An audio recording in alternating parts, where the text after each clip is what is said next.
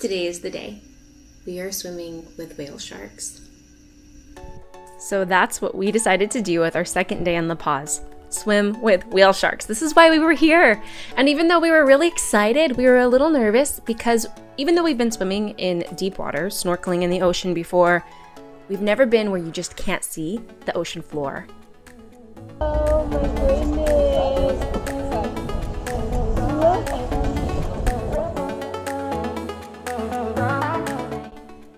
You can see as I hop in here for the first time how chaotic it is. What happens is the boat sees the shark going by, you go alongside it. Whenever your guide tells you to, you just jump in and you swim for that shark. Now the sharks are swimming pretty fast. They're not trying to. That's just what they're capable of. They seem to be lazily swimming along, filter feeding. And we humans really have to put an effort to keep up. These sharks are massive. So massive. It's like if they had a stride, right, it would be very long and we'd have to run to keep up with their walk. We lost that first one pretty quickly, but as soon as we turn around, boom, a second one right behind us.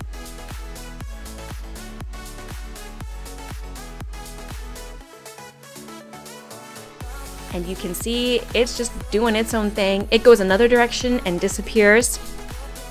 And then our guide directs us to look behind us once more.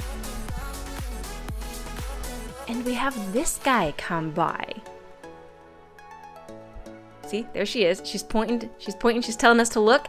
We do, and along comes this, like, he's a coral reef. He has so many fish around him.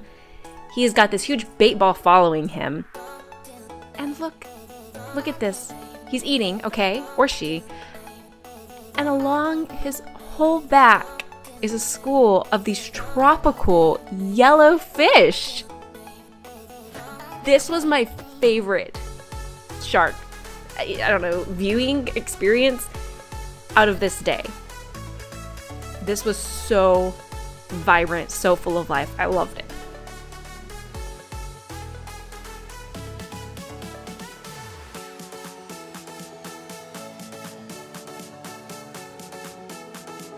After this, we got back into the boat. We were in a group of about 10 people, and we would get into the water about 3 or 4 people at a time. We got to get into the water 5 different times, and counting out the sharks that we see throughout my clips, we swam with 8 sharks.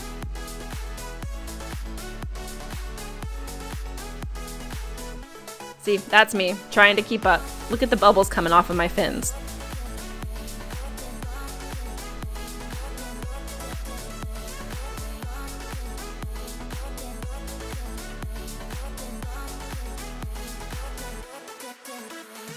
We went with a company called MeXplore. It was $100 a person for about 2.5, 3 hours when the tour was all said and done. They provided everything we needed, but we did bring our own fins because we wanted to, and we could, so we did. It actually turned out really nice for photos, especially whenever the company gave us their photos and videos because we could identify ourselves based on our fins. Caleb has orange fins and I have light blue fins. And look at that. Look how much smoother it is. The more practice we had getting off of the boat into the water, the smoother it is, the quicker we were able to find the sharks, get coordinated. Look at this. I love this. This is amazing. We have 2 sharks at one time. If you look behind the shark in the front, you can see the second one go behind. See its spotted design? Its tail just went behind it. 2 sharks at one time.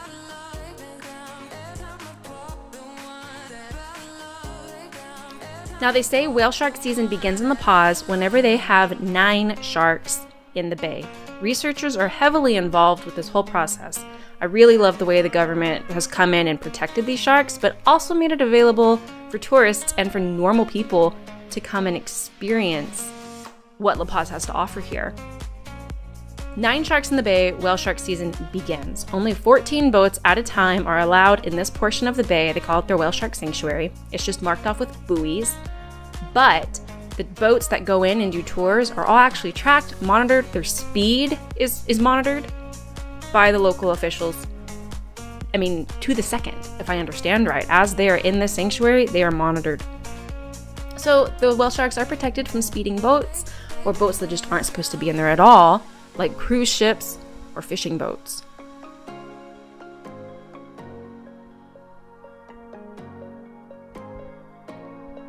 We asked if the researchers knew exactly how many sharks lived in this area, and we were told at the time there were over 55 sharks living in the bay currently. So 14 boats allowed at a time, and there's over 50 sharks living here. It explains why we were able to encounter so many. So many just live here. It's like a city of whale sharks.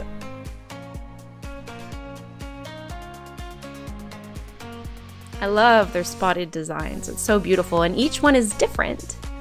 That's one way researchers can tell them apart. Now, we did see one that had an actual tracker on its fin. I believe they're held on by suction cup, and they pop off whenever the battery runs low, if I understand right. So our guides were told if they ever find one, or if other boats find this tracker floating in the ocean, turn it in because it's full of so much information that these researchers would love to have. There's still so much they don't know about the sharks, like where they give birth, where they breed. We just know they like tropical water, they do migrate, and they can dive very deep. They filter feed. And no, they won't eat you. They're called sharks, but they have no interest in people.